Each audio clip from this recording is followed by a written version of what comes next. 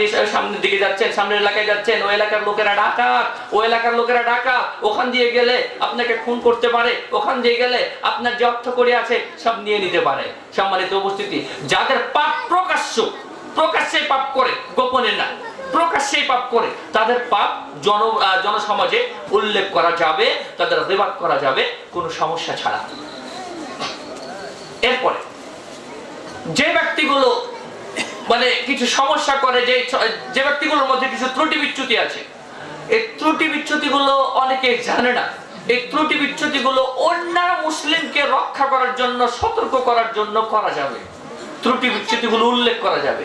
সম্মানিত উপস্থিতি, ধরেন একজন ব্যক্তি সম্বন্ধে আমি আপনি জানি যে ব্যক্তিটা জেনার সাথে জড়িত, ব্যভিচার করে, মদ খায়, ওই ব্যক্তিটার বিয়ের কথা হচ্ছে একটা সম্ভ্রান্ত মুসলিম পরিবারের মেয়ের সাথে, তাহলে এই মেয়েটা তো ক্ষতিগ্রস্ত হবে, এই মেয়েটা ক্ষতিগ্রস্ত হবে। তার জন্য মেয়েকে অথবা মেয়ের পরিবারকে জানিয়ে দিতে হবে যে ওই ছেলেটার জন্য এই মেয়েটা উপযোগী নয়, কারণ ছেলেটার মধ্যে এই সমস্যাগুলো আছে।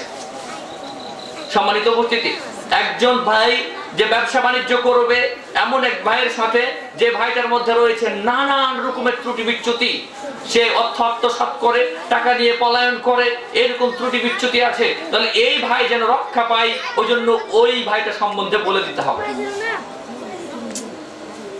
মুসলিমরা যেন নিরাপদ থাকে, সুরক্ষিত থাকে, এইরকম আমাদের যদি নিয়ত থাকে, তাহলে ত্রুটি বিচ্যুতিটা উল্লেখ করা যাবে। এটা 5 নম্বর। 6 নম্বর, একজন ব্যক্তি একটা বিষয়ে প্রসিদ্ধ হয়ে গিয়েছে, একটা বাজে একটা গুণের সাথে পরিচিত হয়ে গিয়েছে।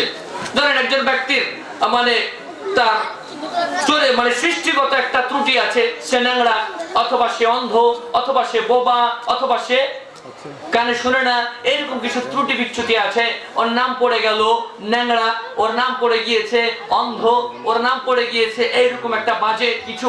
সম্মানিত উপস্থিতি, আমাদের উদ্দেশ্য সাধনে তার এই পদবিগুলো উল্লেখ করা দোষণীয় নয়। আমাদের উদ্দেশ্য সাধনে তার এই গুণগুলো উল্লেখ করা দোষণীয় নয়। আমি গেলাম একটা এলাকাতে, বললাম যে আব্দুর রহমানের বাড়ি কোনটা, আব্দুর রহমানকে কেউ চেনেন না, তবে যদি আমি ন্যাংরা আব্দুর রহমান বলি অথবা কানা আব্দুর রহমান বলি, তাহলে সবাই চিনবে। তাহলে আমাকে ওই পদবিটা, ওই প্রসিদ্ধ নামটা উচ্চারণ করতে হবে, বলতে হবে। এই 6টি বিষয়ে রিবাদ করা যায়। দলিল এসেছে হাদিসে, দলিল এসেছে রাসূল সাল্লাল্লাহু আলাইহি ওয়াসাল্লামের বিশুদ্ধ হাদিস থেকে।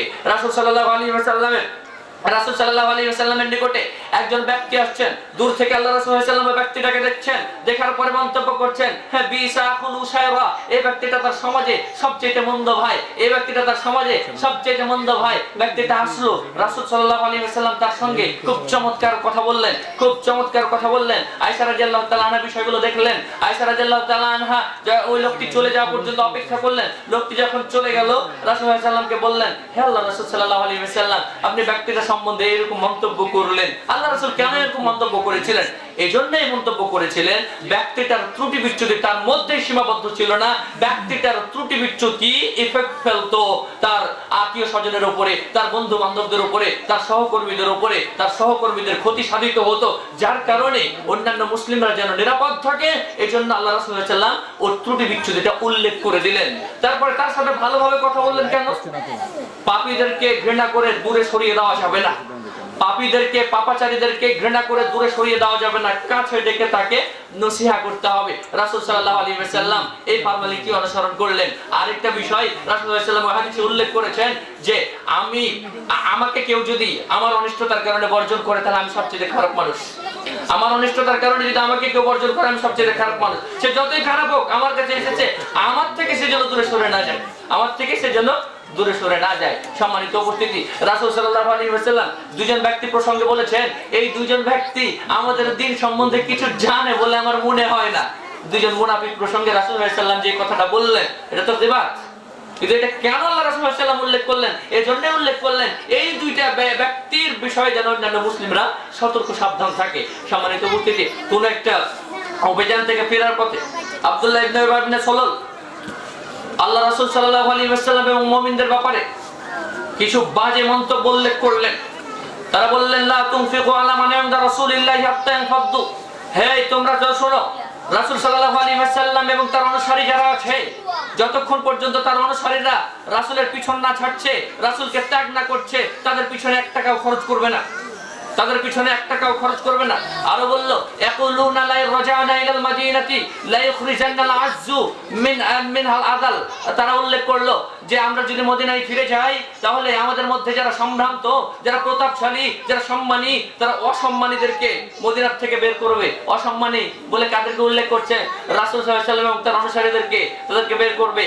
সম্মানিত উপস্থিতি, যায়েদ ইবনে আরকাম রাদিয়াল্লাহু তাআলা আনহু এই বিষয়গুলো শোনার পরে বিশ্বনবী মুহাম্মদ সাল্লাল্লাহু আলাইহি ওয়াসাল্লামকে জানিয়ে দিল। এবার আব্দুল্লাহ ইবনে ওয়াহাব ইবনে সুলাল এসে কসম কেটে বলছেন, না, এই ধরনের কথা আমি বলিনি। আচ্ছা, যায়েদ ইবনে আরকাম রাদিয়াল্লাহু তাআলা আনহু কেন আল্লাহ রাসূলকে বলে দিলেন? কারণ আল্লাহ রাসূলের ক্ষতি হতো, আল্লাহ রাসূলের ক্ষতি হতো, সাহাবীদের ক্ষতি হতো। আল্লাহ রাসূল এবং সাহাবীরা যেন সতর্ক অবস্থান গ্রহণ করতে পারে, এই জন্য যায়েদ ইবনে আরকাম রাদিয়াল্লাহু তাআলা আনহু উল্লেখ করলেন। সম্মানিত উপস্থিতি, যায়েদ ইবনে আরকাম রাদিয়াল্লাহু তাআলা আনহুর ব্যাপারে আব্দুল্লাহ ইবনে ওয়াহাব ইবনে সুলাল শুনলো যে যায়েদ ইবনে আরকাম রাদিয়াল্লাহু তাআলা আনহু রাসূল সাল্লাল্লাহু আলাইহি ওয়াসাল্লামকে এগুলো জানিয়ে দিয়েছেন। আল্লাহ রাসূল সাল্লাল্লাহু আলাইহি ওয়াসাল্লামের কাছে আব্দুল্লাহ ইবনে ওয়াহাব ইবনে সুলাল আসলো, আসার পরে বলল যে আল্লাহর কসম করে বলছি এই ধরনের কথা বলিনি, অথচ বলেছে। যখন ওই কসম কেটে বারবার বলল, যায়েদ ইবনে আরকাম সাহাবী ছোট ছিলেন। সম্মানিত উপস্থিতি, তারপরে অনেকেই আব্দুল্লাহ ইবনে ওয়াহাব ইবনে সুলালের একটা সাপোর্ট নিল যে হয়তো যায়েদ ইবনে আরকাম মিথ্যা বলছে অথবা ভুল বলছে। যায়েদ ইবনে আরকাম রাদিয়াল্লাহু তাআলা আনহু বলছে, আমার অবস্থা এমনই হলো, কেউ আমাকে সত্যায়ন করলো না, মনে হচ্ছে আমার মরাটাই শ্রেয় হতো, ভালো হতো। কিছুদিন পরে আল্লাহ তাআলা আমার সত্যায়নে আয়াত নাযিল করলেন। সম্মানিত উপস্থিতি, মানুষের ত্রুটি বিচ্যুতি এজন্যই আমরা উল্লেখ করব, এজন্যই বলে দেব যেন অন্য মুসলিম নিরাপদ থাকতে পারে, অন্য মুসলিম তার থেকে সতর্ক থাকতে পারে। এই জন্য আমরা বলবো, একজন মানুষকে ঘৃণা করার জন্য, একজন মানুষকে অপদস্থ করার জন্য অন্য মানুষরা যেন তাকে সম্মান না করে, এজন্য আমরা কারো ত্রুটি বিচ্যুতি উল্লেখ করব না। আমাদের ত্রুটি বিচ্যুতি উল্লেখের পিছনে উদ্দেশ্য থাকবে ওই ব্যক্তিটা যেন নিজে সচেতন হতে পারে, ওই ব্যক্তিটা যেন নিজে সচেতন হতে পারে, আর ওই ব্যক্তির ত্রুটি বিচ্যুতির থেকে, পাপাচার থেকে, অনিষ্টতার থেকে অন্য মুসলিমরা যেন নিরাপদ থাকতে পারে। সম্মানিত উপস্থিতি, আজকে ইসলামী সম্মেলনের যারা দায়িত্বে আছেন তাদের আবেদন হচ্ছে আলোচনার শেষান্তে একটু যেন আমরা সাদাকা বিষয়ে কথা বলি। সম্মানিত উপস্থিতি, সাদাকা প্রসঙ্গে বিশ্বনবী মুহাম্মদ সাল্লাল্লাহু আলাইহি ওয়াসাল্লাম উল্লেখ করেছেন, আলা কুল্লি মুসলিমিন সাদাকা, প্রতিটি মুসলমানের উপরে সাদাকা ধার্য। কিছু করার নাই, রাসূল সাল্লাল্লাহু আলাইহি ওয়াসাল্লাম ধার্য করে দিয়েছেন আমাদের উপর, সাদাকা আমাদেরকে দিতেই হবে, সাদাকা আমাদেরকে দিতেই হবে। রাসূলের সাহাবীরা উল্লেখ করলেন, ইয়া রাসূলুল্লাহ মান লাম ইয়াজিদ, আল্লাহ রাসূল, যারা সাধ্য রাখে না, যারা সক্ষমতা রাখে না, তাদের ব্যাপারে আপনি কি বলবেন? আল্লাহ রাসূল বলছেন, সাধ্য নাই, সক্ষমতা নাই, এটা চলবে না। ইয়ামালু বিয়াদিহি, দুই হাত দিয়ে তাকে উপার্জন করতে হবে, ফায়ানফাউ, সে উপকার হাসিল করবে, সে উপকার হাসিল করবে, ওয়াতা সাদাকু, এবং সাদাকা প্রদান করবে। সম্মানিত উপস্থিতি, রাসূল সাল্লাল্লাহু আলাইহি ওয়াসাল্লাম অলস জীবন যাপন নিষেধ করছেন। আল্লাহ রাসূল সাল্লাল্লাহু আলাইহি ওয়াসাল্লাম আমাদেরকে অ্যাক্টিভ হতে বলছেন, কর্মঠ হতে বলছেন, যে কর্মঠাও, দুই হাত দিয়ে উপার্জন করো, নিজে উপকারিতা হাসিল করো, আর সাদাকা প্রদান করো, তোমাকে সাদাকা দিতেই হবে। সাহাবীগণ আবার প্রশ্ন করলেন, ইয়া রাসূলুল্লাহ মান লাম ইয়াজিদ, যে ব্যক্তি এটাতেও সক্ষমতা রাখে না? রাসূল সাল্লাল্লাহু আলাইহি ওয়াসাল্লাম বললেন, ইউইনু যাল হাজাতিল মালহুক, যারা প্রয়োজনের সম্মুখীন তাদেরকে যেন সাহায্য করে। যদি সরাসরি অর্থকড়ি দিতে না পারে, অর্থকড়ি যদি দিতে না পারে, ধন সম্পত্তি যদি সাদাকা হিসেবে না দিতে পারে, সে যেন যারা প্রয়োজনের সম্মুখীন তাদেরকে সাহায্য করে। একজন ব্যক্তির প্রয়োজন দুইটা শ্রমিক হলে তার বাড়ির ছাউনিটা তুলতে পারবেন, দুইটা শ্রমিক পাচ্ছে না, তাহলে ওই ব্যক্তিকে তার ওই ছাউনির কাজে সহযোগিতা করতে হবে। একজন ব্যক্তি জমি নিড়ানির কাজ করবে, জমি নিড়ানির সামর্থ্য তার নাই, ওই ব্যক্তির জমি নিড়িয়ে দিতে হবে। সম্মানিত উপস্থিতি, যে ব্যক্তি প্রয়োজনের সম্মুখীন রাস্তায় হেঁটে যাচ্ছে, একজন ব্যক্তি তার হাতে দুইটা পাত্র আছে, যে দুইটা পাত্র নিয়ে যেতে পারছে না, অথবা দুইটা থলে আছে, দুইটা থলে নিয়ে যেতে পারছে না, ওই ব্যক্তি সাহায্যের সম্মুখীন, ওই ব্যক্তির ওই থলে নিয়ে সহযোগিতা করতে হবে। সম্মানিত উপস্থিতি, এরপর রাসূল সাল্লাল্লাহু আলাইহি ওয়াসাল্লামকে আল্লাহ রাসূলের সাহাবীরা বললেন, হে আল্লাহ রাসূল সাল্লাল্লাহু আলাইহি ওয়াসাল্লাম, আমার লাগে যে এটাও যদি কেউ না করতে পারে, রাসূল সাল্লাল্লাহু সাল্লাল্লাহু আলাইহি ওয়াসাল্লাম বললেন ফায়ামালু বিল মারুফ, সে যেন সৎ কাজ করে, সে যেন সৎ কাজ করে, ওয়াল ইউমসিক আনিল মুনকার, আর অসৎ কাজ থেকে যেন বেঁচে থাকে। সহিহ বুখারী 1445 নম্বর হাদিস। সম্মানিত উপস্থিতি, রাসূল সাল্লাল্লাহু আলাইহি ওয়াসাল্লাম ধার্য করেছেন যে আমাদেরকে সাদাকা দিতেই হবে। সাদাকা যদি অর্থ করে দিতে না পারি তাহলে আমাদেরকে সহযোগিতা করতে হবে ওই ব্যক্তিগুলোকে যারা প্রয়োজনের সম্মুখীন। যদি এটাও না করতে পারি তবে আমাদেরকে ভালো কাজ করতে হবে আর মন্দ কাজ থেকে নিবৃত্ত থাকতে হবে। এগুলো হচ্ছে সাদাকা।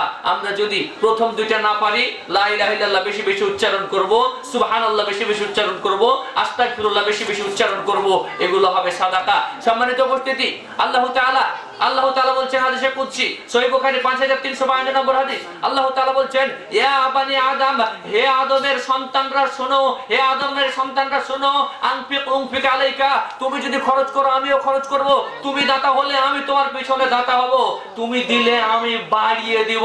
আল্লাহ তাআলা পবিত্র কোরআনে সূরা বাকারা 8 নম্বর 261 ঘোষণা করেছেন, মাসালুল লাযিনা ইউনফিকুনা আমওয়ালাহুম ফি সাবিলিল্লাহ, ওই ব্যক্তিদের উদাহরণ যারা আল্লাহর পথে দান করে, তাদের দানের উদাহরণ হচ্ছে কাহাব্বাতিন, একটি শস্য দানার মতো, একটি শস্য দানার মতো, আম্বাতাত সাবা সানাবিল, যে শস্য দানা থেকে 7টি শীষ গজায়, ফিকুল্লি সুম্বুলাতিন মিয়াতু হাব্বা, আর প্রতিটি শীষে 100টা করে দানা থাকে, সুতরাং 700 দানা হয়। আল্লাহু ইউদাইফু লিমান ইয়াশা, আল্লাহ যার জন্য ইচ্ছা আরো বাড়াতে থাকেন। সম্মানিত উপস্থিতি, আমরা যদি দান করি ইহকাল পরকাল উভয় জায়গায় আল্লাহ তাআলা বাড়িয়ে দিবেন। আল্লাহ তাআলার সিস্টেমটা, আল্লাহ তাআলার নিজামটা এটা, তুই দিলে আমি দেব, তুই দিলে আমি দেব। সম্মানিত উপস্থিতি, রাসূল সাল্লাল্লাহু আলাইহি ওয়াসাল্লাম বলেছেন, প্রতিদিন সকাল হওয়া মাত্র আসমান থেকে দুইজন ফেরেশতা এই পৃথিবীতে নেমে আসেন। এই দুইজন ফেরেশতার একজন ফেরেশতা বলে, ফায়াকুলু আহাদুহুমা আল্লাহুম্মা আতি মুনফিকান তালাফান, হে আল্লাহ যারা মুনফিকান খলাফান, আল্লাহ তাআলা হে আল্লাহ যারা দান করে, যারা দাতা হয়, যারা মানুষকে প্রদান করে, আপনি তাদের ধন সম্পত্তি বাড়িয়ে দেন, আপনি তাদের ধন সম্পত্তি বাড়িয়ে দেন। এই ফেরেশতার দোয়া যদি আমরা পেতে চাই, এই ফেরেশতার দোয়া যদি আমরা পেতে চাই, আমাদেরকে দান করতে হবে। আর আমরা দোয়াটা যদি পেয়ে যাই, নিশ্চিত ধনী হয়ে যাব, নিশ্চিত আমরা ধনী হয়ে যাব, আমাদের ধন সম্পত্তি যা আছে বেড়ে যাবে। কারণ ফেরেশতাদের দোয়া আমাদের দোয়ার মতো নয়। আমরা পাপাচারী, আমাদের দোয়া অনেক সময় কবুল হচ্ছে না, ফেরেশতাদের দোয়া মিস যায় না। সম্মানিত উপস্থিতি, আরেকজন ফেরেশতা বলেন, ওয়া ইয়াকুলুল আখার আল্লাহুম্মা আতি মুমসিকান তালাফান, হে আল্লাহ যারা ধন সম্পত্তিকে আগলিয়ে রাখে, ধন সম্পত্তি বের করতে চায় না, ধন সম্পত্তিকে কুক্ষিগত করে রাখে, আল্লাহ তাদেরকে ধ্বংস করে দাও, তাদের ধন সম্পত্তি নষ্ট করে দাও। সম্মানিত উপস্থিতি, ফেরেশতার দোয়া তো অবশ্যই কবুল হবে। দান না করলে ফেরেশতার বদদোয়া পেয়ে যাচ্ছি, আরে বদদোয়া পেলে ধন সম্পত্তি নষ্ট হবে। ধন সম্পত্তি কিভাবে নষ্ট হবে? ধন সম্পত্তি নষ্ট হবে এরকম ভাবে যে আপনার 50,000 টাকা বেতন, প্রতি মাসে 50,000 টাকা বেতন পান আপনি, 50,000 টাকা থেকে 40,000 টাকা হবে না, এভাবে কমে যায় না। কমবে কিভাবে? আপনি 50ই পাবেন, আপনি 50ই পাবেন, আপনার ছেলেটা অসুস্থ হয়ে যাবে, মেডিকেলে ভর্তি করে 25,000 টাকা আপনার নষ্ট হবে, আপনার স্ত্রীর ক্যান্সার হয়ে যাবে, বা এইরকম বিভিন্ন বিপদ আপদ দিয়ে আল্লাহ তাআলা আপনি যা টাকা অর্জন করেছেন এই টাকাগুলোকে আল্লাহ তাআলা ভ্যানিশ করবেন। সম্মানিত উপস্থিতি, আমরা প্রথম ফেরেশতার দোয়া পেতে চাই, প্রথম ফেরেশতার দোয়া নিতে চাই, দ্বিতীয় ফেরেশতার দোয়ার অধীনে আমরা আসতে চাই না, তাই আমাদেরকে দান করতে হবে। আমরা যদি দান করি, আল্লাহ ইহকালে পরকালে উভয় জায়গায় আমাদের ধন সম্পত্তি, মর্যাদা, সওয়াব বাড়িয়ে দিবেন। সম্মানিত উপস্থিতি, আল্লাহ তাআলা হয়তো আমাদের কোনো কাজে রাগান্বিত হয়ে আছেন, রাসূল সাল্লাল্লাহু আলাইহি ওয়াসাল্লাম আমাদেরকে তথ্য দিয়েছেন, আল্লাহর রাগকে থামাতে চাও, আল্লাহর রাগকে দমিয়ে দিতে চাও, সাদাকা করো, আল্লাহর রাগ দমে যাবে। আল্লাহ তাআলা হয়তো আমাদের কোনো পাপের কারণে জাহান্নামের বন্দোবস্ত করে রেখেছেন, আমরা যদি সাদাকা করি জাহান্নামে যাওয়ার দরজাটা আল্লাহ বন্ধ করে দিবেন। সম্মানিত উপস্থিতি, আমার জন্য আগুন আল্লাহ প্রস্তুত করে রেখেছেন, ওই আগুনটা ঠান্ডা হয়ে যাবে যদি আমি সাদাকা প্রদান করি। আমরা যদি সাদাকা প্রদান করি তাহলে এই সমস্যাগুলোর থেকে আমরা নিরাপদ দূরত্বে থাকব। সম্মানিত উপস্থিতি, আল্লাহ রাসূল সাল্লাল্লাহু আলাইহি ওয়াসাল্লাম বলেছেন, as-সাদাকাতু তারাদ্দুল বালা, সাদাকা মানুষের বিপদ আপদকে দূর করে। আপনার আমার জন্য আল্লাহ তাআলা একটা বিপদ লিখে লিখে রেখেছেন, অদূর ভবিষ্যতে বিপদটা আসবে আমার উপরে, 1 মাস পরে কিংবা 2 মাস পরে বা 1 বছর পরে আমার উপরে বিপদটা আসবে। আমরা যদি সাদাকা প্রদান করি, আল্লাহ তাআলা এই সাদাকার বদৌলতে আমার বিপদটাকে দূর করে দিবেন। আমরা কি সাদাকা করব না? আল্লাহ তাআলা পবিত্র কোরআনে সূরা বাকারার অভ্যন্তরে বলছেন, ইয়ামহাকুল্লাহুর রিবা ওয়া ইউরবি সাদাকাত। আল্লাহ তাআলা সুদকে ধ্বংস করে দেন আর সাদাকাকে বর্ধিত করে দেন। সাদাকাতে আমরা যদিও দেখি যে আমাদের ধন সম্পত্তি কমছে, আমরা সুদকে যদিও দেখি যে আমাদের ধন সম্পত্তি বাড়ছে, কিন্তু সুদকে আল্লাহ ধ্বংস করবেন।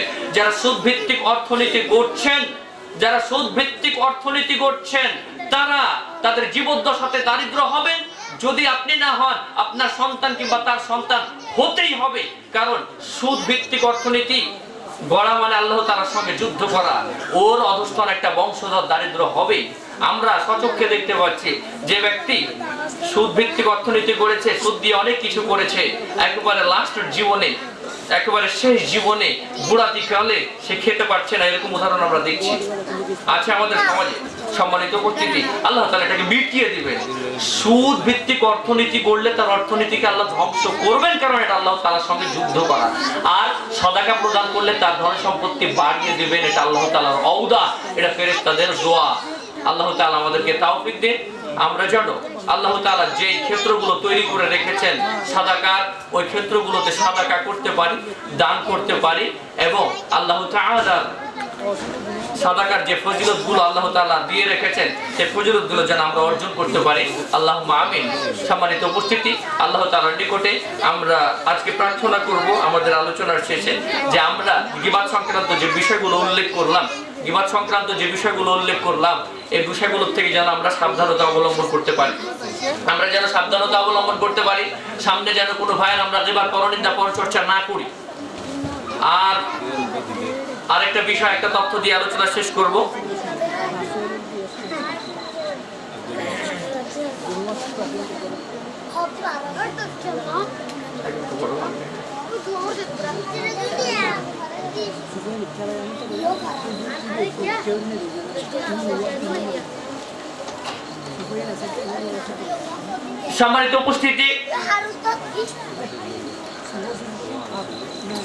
সম্মানিত উপস্থিতি, গীবাত সংক্রান্ত যে বিষয়গুলো আসলো সেগুলো হচ্ছে বান্দা সংশ্লিষ্ট বিষয়। বান্দা সংশ্লিষ্ট বিষয়, আমরা পাপ 2 ধরনের করে থাকি। একটা হচ্ছে আল্লাহ সংশ্লিষ্ট বিষয়ে পাপ, আরেকটা হচ্ছে বান্দা সংশ্লিষ্ট বিষয়ে পাপ। সম্মানিত উপস্থিতি, আল্লাহ সংশ্লিষ্ট বিষয় যেমন আল্লাহ তাআলা আমাদেরকে সালাত আদা করতে বলেছেন, আল্লাহ তাআলা আমাদেরকে যাকাত প্রদান করতে বলেছেন, আল্লাহ তাআলা আমাদেরকে মদ খেতে নিষেধ করেছেন।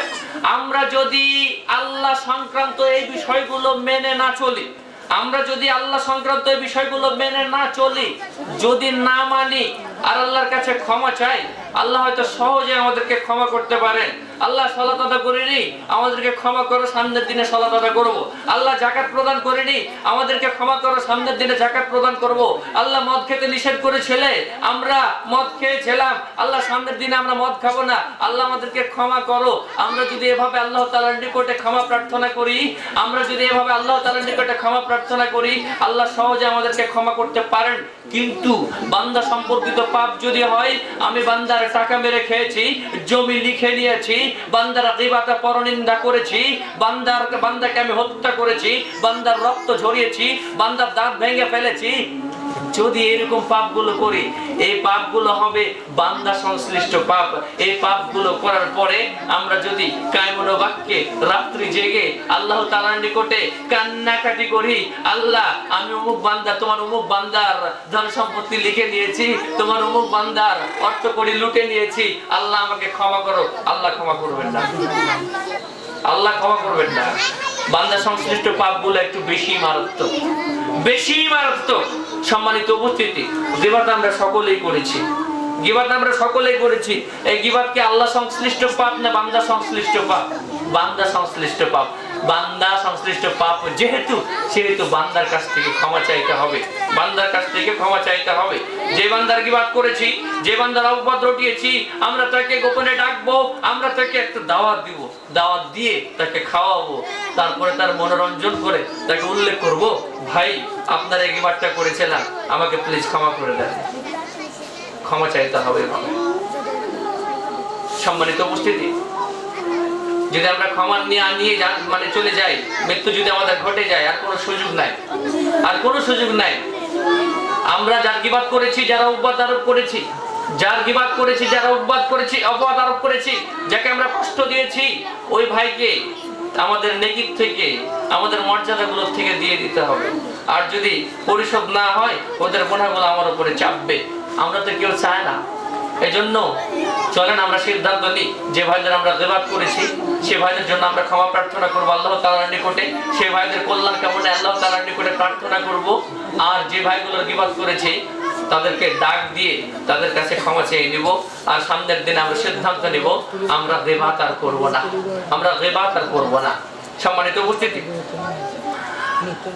আমাদের মা বোন যারা আমাদের আলোচনা শুনছেন, আমাদের ভয় যাদের কানে যাচ্ছে, আল্লাহ রাসূল সাল্লাল্লাহু আলাইহি ওয়াসাল্লাম বলেছেন, দুনিয়ার সমস্ত কিছু সম্পত্তি, আর সবচেয়ে উত্তম সম্পত্তি হচ্ছে আল মারাতুস সালিহা, যারা সৎ নারী, সবচেয়ে উত্তম সম্পত্তি। যেই পুরুষের কাছে আছে উত্তম যে পুরুষের কাছে আছে আল মারাতুস সালিহা, সৎ নারী, সেই পুরুষ যেন জান্নাতের একটা অংশ পেয়ে গিয়েছে। আর যেই পুরুষের কাছে আছে ফাজেরা নারী, পাপিষ্টা নারী, সেই পুরুষ যেন একটা জাহান্নামের টুকরা নিয়ে সংসার করছে। সম্মানিত উপস্থিতি, যদি একজন স্ত্রী সৎ হয়, যদি একজন স্ত্রী সৎ হয়, তাহলে তার স্বামী সৎ জীবন যাপন করতে পারে, সৎ জীবন যাপন করতে পারে। তার দুনিয়াবি চাহিদা যদি কম থাকে, স্বামী একটা বৈধ কাজ করে, বৈধ একটা উৎস থেকে উপার্জন করে, যে অর্থের পরিমাণটা কম, মোটামুটি চলে। স্ত্রী যদি সন্তুষ্ট থাকে, সৎ স্ত্রী যদি সন্তুষ্ট থাকে, তার স্বামীটাও সন্তুষ্ট জীবন যাপন করতে পারে, বৈধ উপার্জন দিয়ে তার সংসারটাকে মেনটেন করতে পারে। আর যদি স্ত্রীর দাবি বেশি হয়, স্ত্রীর দাবি বেশি, অমুকের আছে গাড়ি, আমার গাড়ি নাই, অমুকের বাড়িটা সুন্দর, আমার বাড়ি সুন্দর নয়, অমুকের স্ত্রী এত সুন্দর কাপড় পরিধান করে, আমার কাপড় ভালো নাই, এইভাবে যদি দাবি করে, ওই স্বামী তখন ইবাদত বন্দেগীতে সময় দিতে পারবে না। অল টাইম চিন্তা করবে যে কিভাবে স্ত্রীর মনোরঞ্জন করা যায়, স্ত্রীকে সন্তুষ্ট করা যায়। তার সুদ খাওয়ার কোনো অপশন থাকলে সে সুদ খাবে, ঘুষ খাওয়ার কোনো অপশন থাকলে সে ঘুষ খাবে, তার চুরি করার কোনো অপশন থাকলে চুরি করবে, ডাকাতি করার অপশন থাকলে ডাকাতি করবে। স্ত্রীর মনোরঞ্জন করার জন্য অনেক স্বামী এগুলো করে থাকে। সম্মানিত উপস্থিতি, রাসূল সাল্লাল্লাহু আলাইহি ওয়াসাল্লাম বলেছেন, সবচেয়ে উত্তম নারী ওই নারী যে নারী তার স্বামীকে ঈমানের ব্যাপারে সহযোগিতা করে, যে নারী তার স্বামীকে ঈমানের ব্যাপারে সহযোগিতা করে, সে হচ্ছে সবচেয়ে উত্তম নারী। আমাদের মা বোনদের কাছে দাবি যে আপনারা উত্তম নারী হওয়ার চেষ্টা করুন, স্বামীদেরকে ইবাদত বন্দেগীতে আত্মনিয়োগ হওয়ার সুযোগ দেন, অল্পতে সন্তুষ্ট থাকার চেষ্টা করুন। রাসূল সাল্লাল্লাহু আলাইহি ওয়াসাল্লাম একটা হাদিসে উল্লেখ করেছেন, যে নারী 5 ওয়াক্ত সালাত আদা করে, যে নারী 5 ওয়াক্ত সালাত আদা করে, স্বামীর ডাকে সাড়া দেয়, স্বামীর আনুগত্য করে, স্বামীর আনুগত্য করে, আর কয়েকটি কাজ, মাত্র কয়েকটি কাজ করলে তার জন্য জান্নাত ওয়াজিব হয়ে যাবে।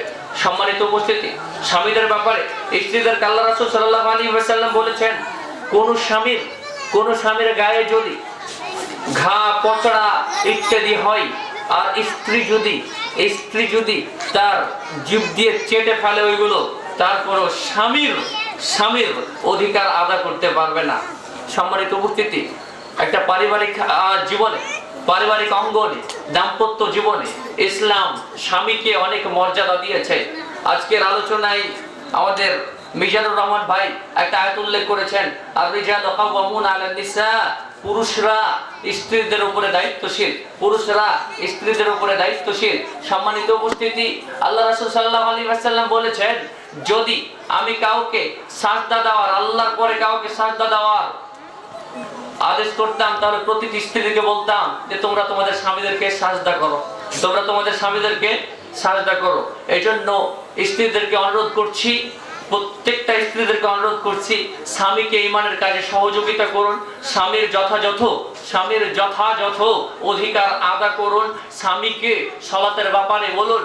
আল্লাহ রাসূল সাল্লাল্লাহু আলাইহি ওয়াসাল্লাম বলেছেন, ওই স্ত্রী সবচেয়ে উত্তম স্ত্রী যে তার স্বামীকে ঘুম থেকে জাগায়, ঘুম থেকে না জাগলে স্বামীর চেহারায় পানি ছিটিয়ে দেয়। যারা আওয়াজ শুনছেন, যে মা বোনেরা আওয়াজ শুনছেন, স্বামীরা যদি ফজর আজান শোনার পরও নামাজে না উঠে, তাহলে আপনাদেরকে অনুরোধ করছি মৃদুভাবে উঠাবেন, হাতে হাত রেখে উঠাবেন, কপালে হাত রেখে উঠাবেন, চোখে হাত রেখে উঠাবেন। যদি না ওঠে মৃদু করে একটু ডাক দিবেন, ডাক দিয়েও যদি না ওঠে তাহলে একটু পানি ছিটায় দিবেন। এভাবে আপনি তাকে ঈমানের কাজে সহযোগিতা করবেন। স্ত্রীর উপরে স্বামী যদিও ক্ষমতাশীল, কিন্তু অনেক ক্ষেত্রে স্বামীরা স্ত্রীদের দাস হয়ে থাকে। সম্মানিত মা বোন, আপনাদেরকে অনুরোধ করছি যে আপনারা যদি এই ধরনের থিওরি অবলম্বন করেন, আপনাদের স্বামীরা আপনাদের উপরে স্বৈরাচারী হবে না। ইনশাআল্লাহ আশা করা যায় স্বৈরাচারী হবে না, আপনাদের স্বামীরা আপনাদের অনুগত হবে। আপনারা এই চেষ্টাগুলো অবশ্যই করবেন। সম্মানিত মা বোন, রাসূল সাল্লাল্লাহু আলাইহি ওয়াসাল্লাম একদিন আলোচনা করছিলেন, ঈদের খুতবা দিচ্ছিলেন। ঈদের খুতবায় তিনি উল্লেখ করলেন, আমি অধিকাংশ নারীদেরকে দেখলাম এরা জাহান্নামী। নারীদের প্রশ্ন, কেন তারা জাহান্নামী? আল্লাহ রাসূল সাল্লাল্লাহু আলাইহি ওয়াসাল্লাম বললেন যে এদের মধ্যে দুইটা ত্রুটি আছে, দুইটা ত্রুটির কারণে এরা অধিকাংশ জাহান্নামী। এক নম্বর ত্রুটি হচ্ছে যে তারা স্বামীরা যা প্রদান করে সে বিষয়ে তারা সন্তুষ্ট থাকতে পারে না। সব সময় দেয় স্বামী, একদিন যদি না দেয় তাহলে সে অস্বীকার করে, আপনি কোনোদিনই আমাকে কিছু দেননি। তাদের এই গুণটা জাহান্নামে যাওয়ার কারণ। আর দুই নম্বর গুণ হচ্ছে এরা বেশি গীবাত বা পরনিন্দার মতো কাজ করে। সুতরাং নারীরা এই দুইটি গুণের কারণে বেশি সংখ্যায় জাহান্নামে যাবে। সম্মানিত উপস্থিতি, এই জাহান্নাম থেকে বাঁচতে রাসূল সাল্লাল্লাহু আলাইহি ওয়াসাল্লাম তাদেরকে সাদাকা প্রদান করতে বলেছেন। রাসূল সাল্লাল্লাহু আলাইহি ওয়াসাল্লাম সাদাকা প্রদানের ব্যাপারে তাদেরকে উৎসাহিত করার পরে রাসূল সাল্লাল্লাহু আলাইহি ওয়াসাল্লাম বেলাল রাদিয়াল্লাহু তাআলা আনহুকে সাথে নিয়ে মহিলারা যেখানে অবস্থান করছিলেন সেখানে গমন করলেন। এরপরে মহিলাদেরকে দেখা গেল যে মহিলারা তাদের গলায় হাত দিচ্ছে, তাদের কানে হাত দিচ্ছে, তাদের যে হারগুলো ছিল, তাদের যে কানের দুলগুলো ছিল, এগুলো খুলে বেলাল রাদিয়াল্লাহু তাআলা আনহুকে জমা দিচ্ছেন। সম্মানিত উপস্থিতি, আমরা যে ত্রুটি বিচ্যুতিগুলো করছি, এই ত্রুটি বিচ্যুতিগুলো থেকে আমাদেরকে বাঁচতে রাসূল সাল্লাল্লাহু আলাইহি ওয়াসাল্লাম সাদাকার কথা বলেছেন। বিশেষ করে ব্যবসা বাণিজ্য যারা করে, রাসূল সাল্লাল্লাহু আলাইহি ওয়াসাল্লাম তাদের ব্যাপারে বলেছেন, ইন্নাল বাইয়া, নিশ্চয় ব্যবসা বাণিজ্য, ইয়াহদুরানি আশ-শায়তান ওয়াল ইসম, এই ব্যবসা বাণিজ্যে শয়তান এবং পাপাচার অটোমেটিক্যালি হাজির হয়ে যায়। শয়তান পাপাচার হাজির হলে ওই ব্যক্তিটা ভালো কাজ করে। শয়তান এবং পাপাচার হাজির হলে তার ওই ব্যবসাতে একটা ত্রুটি বিচ্যুতি সে করে। হতে পারে যে সে একটা ডেট ওভার মাল দিয়ে দেয়, অথবা হতে পারে একটা 2 নম্বর মালকে 1 নম্বর বলে চালিয়ে দেয়, অথবা হতে পারে ওজনে একটু কম দিয়ে দেয়। এরকম ত্রুটি বিচ্যুতি তার হয়ে যায়। রাসূল সাল্লাল্লাহু আলাইহি ওয়াসাল্লাম বলছেন, ফাসুবু বিসসাদাকা, সাদাকা দিয়ে এগুলোকে মিটিয়ে দাও। যত রকমের আমাদের ত্রুটি বিচ্যুতি হয়, এই ত্রুটি বিচ্যুতির সমাধানে রাসূল সাল্লাল্লাহু আলাইহি ওয়াসাল্লাম আমাদের সাদাকা করতে বলেছেন। সম্মানিত উপস্থিতি, আল্লাহ তাআলার নিকটে আমাদের প্রার্থনা, আল্লাহ তাআলা যেন আমাদেরকে ইসলামের আঙ্গিনায় থাকার তৌফিক দেন, ইসলামিক যাবতীয় দিক নির্দেশনা অনুপাতে আমাদেরকে আমল করার সুযোগ তৈরি করে দেন। শয়তানের অনিষ্টতার থেকে, শয়তানের কুমন্ত্রণা থেকে আমাদেরকে বাঁচিয়ে রাখেন। আল্লাহুম্মা আমিন। ওয়া আখিরু দাওয়ানা আলহামদুলিল্লাহি রাব্বিল আলামিন।